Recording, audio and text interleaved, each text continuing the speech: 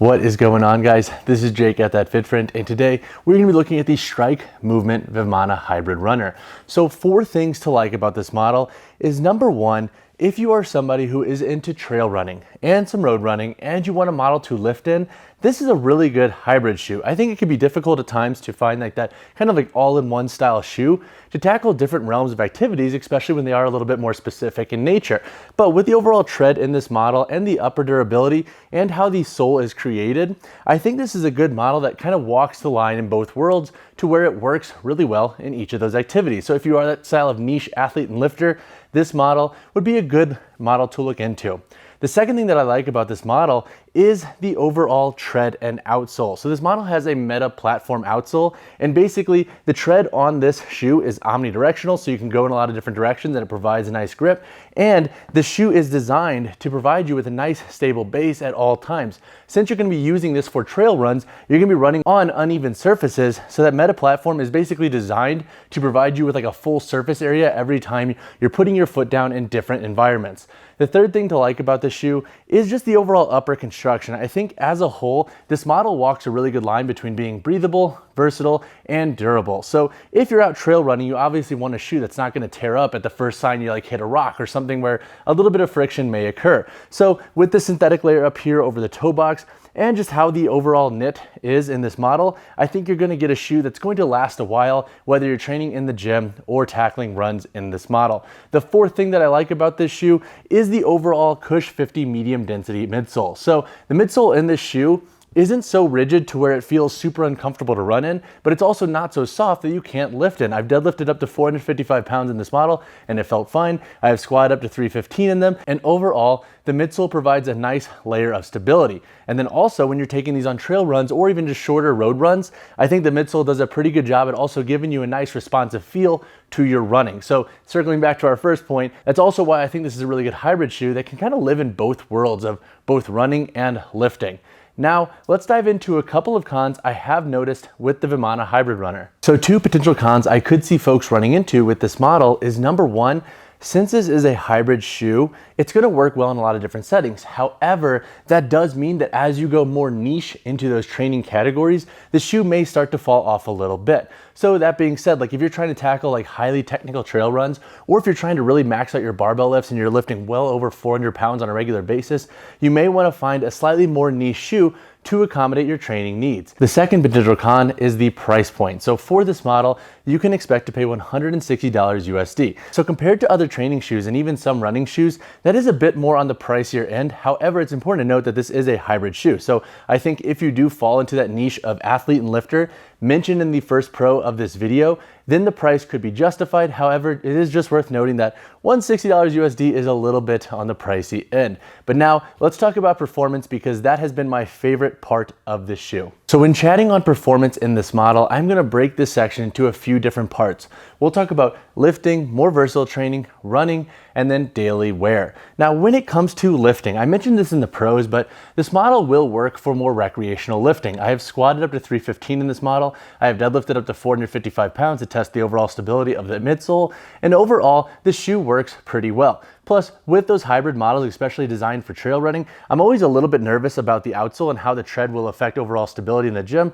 But with this omnidirectional tread down here, I think it's not so like big or protruding off the bottom of the shoe to where it really limits balance and stability. So overall, if you are a lifter that wants a shoe for recreational lifting and you don't plan to go crazy heavy all the time or max out your barbell lifts like we mentioned in the con section, then I think this model works really well for lifting. Plus, with the toe box in this model, it is pretty dang wide. Like the upper does feel a bit tight with the toe box once you first put them on, but once this model breaks in, you have a nice wide toe box to really splay those toes, which I also think is a nice perk for lifting in this shoe. Now, when it comes to versatile training, I actually really like this model too. Since it is a hybrid shoe, it can be kind of expected that it will perform well in a more like versatile / athletic focused training setting. The Meta Platform outsole provides a nice base to really splay and grip the floor with, so whether you're working laterally, forward, or backwards, this model will work well. And with that Cush 50 medium density midsole, you're going to get a nice level of responsiveness and stability when doing plyos and other forms of activities where you're going to be doing plyometrics and bounding style work. Now, when it comes to running, I like this model best for like shorter to mid-range trail runs. So I've run up to like 3 to 4 miles on the trail in this shoe, and I've pushed my intensity and like kind of pace with those runs pretty quick across the board, running around like 7:30 to 8 minutes per mile, and this model has performed really well. I never really had an issue with the tread on the trails I was on. I will say this isn't going to be the best tread for super highly technical trails, so if you are running down, for example, really steep grades with gravel and dirt, this may not give you the best grip. However, I think if you're training on more like easy to semi-technical terrain and trail running, this model will excel. And then for road running, this model works, I think, for shorter to mid-range runs best. If you are somebody who's gonna be tackling super long runs, you may want something with a bit more midsole or a bit more support depending on your running needs. But as a whole, I think this model does walk a pretty good line of being a great shoe for shorter and mid-range runs. Now for daily wear, I also really like this shoe, and I honestly have been finding myself like slipping them on more and more as I had them. So I wear them a lot for like just running errands, walking the dogs, etc., because they are very comfortable. And since they are designed to be a hybrid shoe, I know and can trust that if I wear them on a daily basis, they're not gonna break down too quickly like other training shoes can. So for daily wear, this model I think is a hit as well. Now, across the board, I have really enjoyed this model. I think it is one of the few training shoes I have tried in the last year that can really actually serve as a hybrid model in all these different realms of activity. I think it will start to fall short as you go more niche, but again, with hybrid shoes, you're always gonna have to like pick your battles when it comes to where they're going to perform the best and most. All right, so now let's answer the question, is the Vimana Hybrid Runner worth it? With the higher price point, I know that can be a tough pill to swallow for some. So that being said, I think if you are into trail running and shorter road running and you want a shoe that can also work in the gym, then this model is worth it and the price point is definitely justified.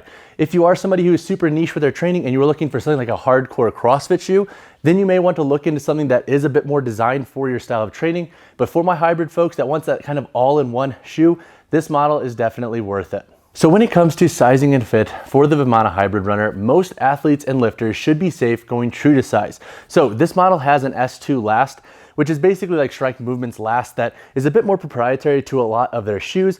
And the overall toe box of this model, for reference, has allowed a similar width to the Ultra Escalante, which is a pretty notorious model for having a slightly wider toe box.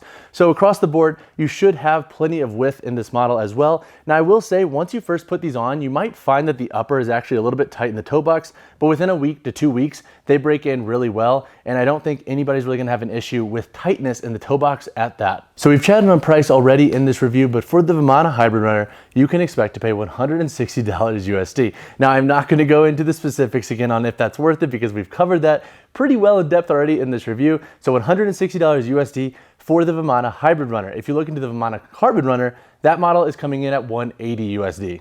So when it comes to weight, the drop, and the insole in this model, for my size 10 model here, we have a weight of 11.2 ounces. This model has a 4mm heel toe drop, and the insole in this shoe is removable. So if you want to put your own inserts in or your own insole, you definitely can do so. All right guys, now let's go over the construction of the Vimana Hybrid Runner. So up here on the toe box, we have a synthetic layer up here giving it a little bit of extra durability.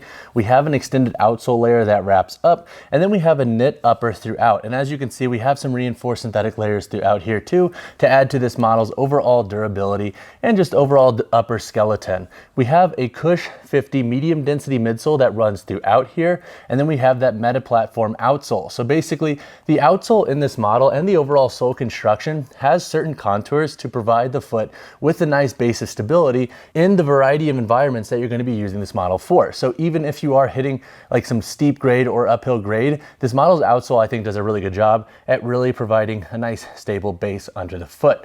Now, making our way to the outsole, we have an omnidirectional tread here. Don't mind this little spot of gruff here. I took these on a trail run earlier and stepped in something pretty gross, so I have no idea what that is, but let's just go ahead and ignore that. But omnidirectional tread throughout, full rubber outsole, which is also awesome for overall grip and traction. And then back here on the heel, we have an external heel tab to pull on, and then going up the midfoot here, 1, 2, 3, 4, 5 eyelets that run up. This tongue is a bit thicker in nature, and we have 2 loops on that tongue to help provide additional tongue security. And then the overall last of this model has like the S2 last that Strike Movement uses in a lot of their shoes, and it provides like this nice anatomical fit around the toe here and provides a nice wide base. The insole in this model does once again come out. So as you can see, slightly thicker insole here with some additional midfoot support on the lateral and medial side. And you can see my footprint right here too, because I've been wearing the heck out of these shoes. But as a whole, guys, that pretty much wraps up the construction on this model. This model has a lot of subtle details to it, so I would highly suggest checking out the Strike Movement product page for the Vimana Hybrid Runner if you're interested in them, so you can read a little bit more. But if you have any questions on the construction in this shoe, drop a comment below. All right, guys, that wraps up this review of the Strike Movement Vimana Hybrid Runner. I think as a shoe that can perform well in a variety of different settings, the Vimana Hybrid Runner does a really good job at doing that. If you have any questions on this shoe, hit me in the comments below, because it is a slightly more expensive model. I want to make sure that you are set before you purchase and make sure it matches the context of your needs, or you can reach out to me personally, whichever you prefer. And as always, guys, drop a like on the video, subscribe to the channel. I'll see you guys in the next one.